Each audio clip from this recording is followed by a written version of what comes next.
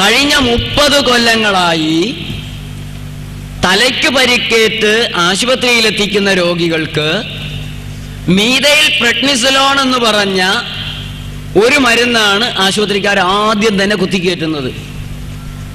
So effective and safe എന്ന് പറഞ്ഞിട്ടാണ്.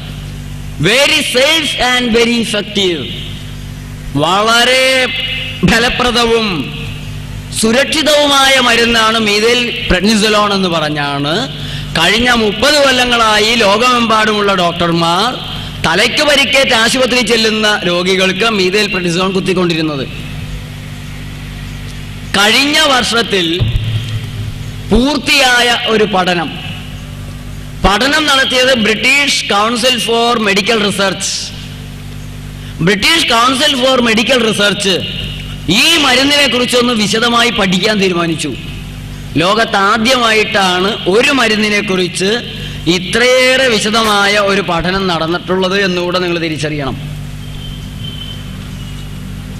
10,008 രോഗികളിൽ ഈ മരുന്ന് പ്രയോഗിച്ചും പ്രയോഗിക്കാതെയുമുള്ള അവസരങ്ങളിൽ ഒരു പഠനം നടത്തി.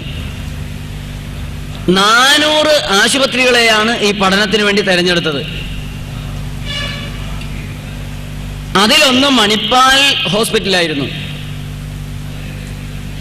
റോഡപകടത്തിലും മറ്റും തലയ്ക്ക് പരിക്കേറ്റ് 6 മണിക്കൂറിനുള്ളിൽ ആശുപത്രിയിലെത്തിയ അബോധാവസ്ഥയിലല്ലാത്ത 16 വയസ്സിന് മുകളിലുള്ള ആളുകളെയാണ് 10,008 പേരെ നിരീക്ഷിച്ചത്. അവരെ ഞെട്ടിപ്പിച്ച ഫലമാണ് അവർക്ക് കിട്ടിയത്. എന്തായിരുന്നു ഫലമെന്നറിയാവോ? മീഥൈൽ പ്രെഡ്നിസോലോൺ കൊടുക്കാതെ ചികിത്സിച്ച രോഗികളിൽ 18% മരിച്ചുപോയി. മീഥൈൽ പ്രെഡ്നിസോലോൺ കുത്തിവെച്ച് ചികിത്സിച്ചവരിൽ 26% മരിച്ചു. മണിപ്പാൽ ആശുപത്രിയിലെ ഡോക്ടർ വെങ്കിട്ടരമണ, അദ്ദേഹം അവിടുത്തെ ന്യൂറോ ഹെഡാണ്, ഈ പഠനത്തിന്റെ ഹെഡായിരുന്നു. അടിയന്തരമായി ഈ മരുന്നിന്റെ ഉപയോഗം നിർത്തിവയ്ക്കാൻ, അവസാനിപ്പിക്കാൻ അദ്ദേഹം ആ ആശുപത്രിയിൽ ഓർഡർ ഇട്ടു. മറ്റുള്ള ഡോക്ടർമാർ ആരും ഇത് അറിഞ്ഞിട്ടില്ല. ഇങ്ങനെയൊക്കെയുള്ളത് വായിക്കുന്നൊരു ദുര്യോഗമൊന്നും നമ്മുടെ ഡോക്ടർമാരെ ബാധിക്കുന്നില്ല.